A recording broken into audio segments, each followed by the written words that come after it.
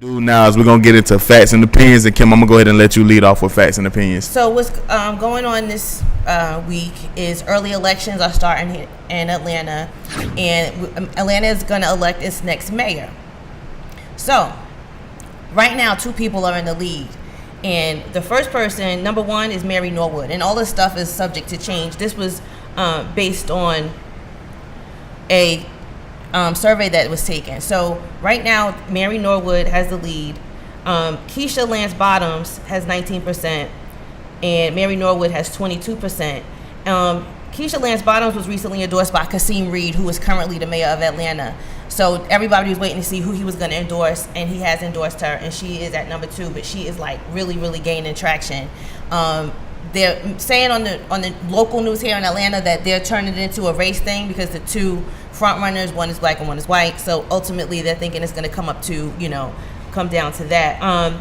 Killer Mike endorsed Vincent Fox, and he's an ex-state senator. He's an older guy. I don't know. He's very active in the community as far as civil rights and stuff goes. I see him every time there's something going on, like a march or a rally. He was at the rally for Kaepernick.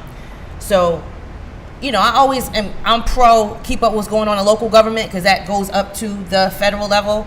Right. But, if you don't, then you might want to just follow somebody who does. Like Killer Mike, he's very active in the community, right, and that's who he, endorsed. So you might want to look up Vincent Fox and see what he's about based on that. In Smyrna, I don't live in Atlanta. I live outside of Atlanta. There was a lady that was going door to door, and her name is Maryline Blackburn, and she seems like she was really, really cool. Then for City Council of Atlanta in District Number 2, Zelda Jackson, I met her too. And these are the people that I see walking around the community doing work. So, those are my endorsements. Well, that's for my little town in Smyrna. Well, I want people to understand Keisha Lance Bottoms, like the reason why she is a big deal and why a lot of people are behind her in Atlanta. She was sworn into office in 2010 for the city of Atlanta. She was a city council person. She's a key part in the city's $1.5 billion unfunded pension liability, and she helped grow the city from $7.4 million to damn near $150 million. Oh, well, that's good. So maybe that's why, people... And then peep this. She also is the executive director of the City of Atlanta and Fulton County Recreation Authority, which means she's over all the entertainment venues. Like, she's the head of that. So like if somebody comes to turn a field or something like that and want to perform or host an event, she's over that. So she's really a big deal and is a part of the city. One of the things that she pushes for too is education. Right. So good luck to her. I hope that the best man or woman wins, but right now 2 women are in the front. So we'll see what happens with that. I know at one point I was thinking Kwanzaa Hall was gonna. Well, we'll never know. I think a lot of people was rooting for Kwanzaa Hall at first. But I don't know what happened with that. But the early voting starts this week. Okay. The mid-October 15th, the week of October 15th. Right. And election day is November 7th. If you can't make it, make sure you bring your picture ID.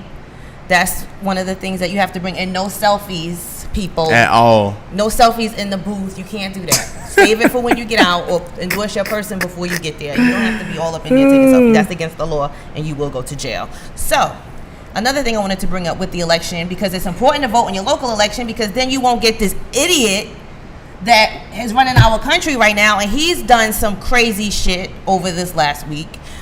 He had talking shit about Iran and the nuclear deal, pulling out of that.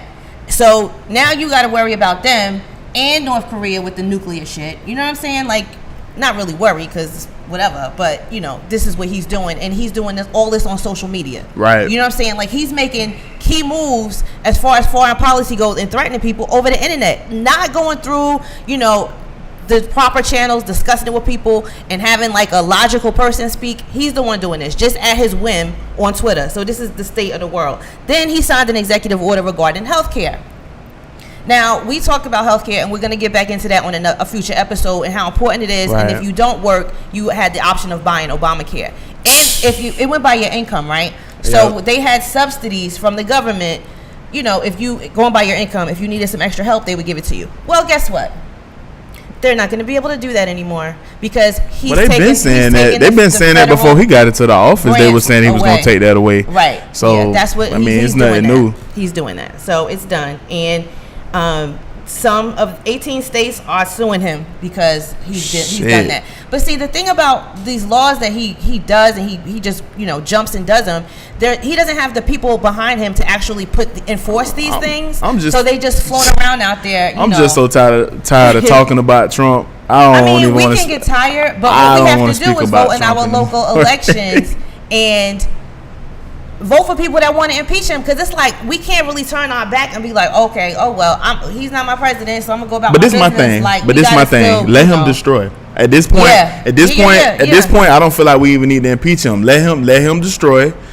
They wanted him to get into office to do certain things. Now that they see that he an asshole, like I've been saying for many episodes, and he doesn't know what the fuck that he's doing. Let him destroy this fucking country and let us rebuild it once it's time. If it's time. If we don't even get into a martial law by that point. Right. But see, this is the thing. We can say that, but what's going on is let them destroy. Destroy is lives when you talk about healthcare. Destroy is live when you talk about nukes. Now, guess what else he did? He told NBC he was going to revoke their license because their broadcasting license, because he didn't like what they said. Fuck Donald Trump. So it's like, I mean, he really probably cannot do that, but we don't know. But it's just the fact that somebody would.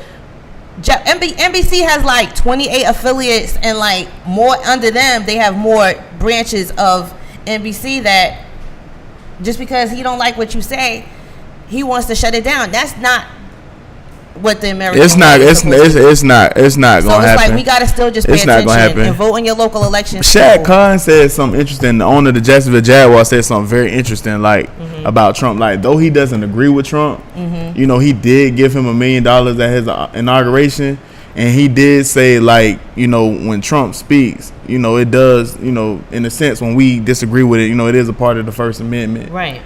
So it's kind of like Shad Khan is like half and half. With Donald Trump. And I thought what Shad Khan said was very interesting and kind of disturbing at the same time. But we ain't enough of Donald Trump. What we gonna go ahead and do now, we're gonna get into Cocoa with Kymmy. So Kymmy.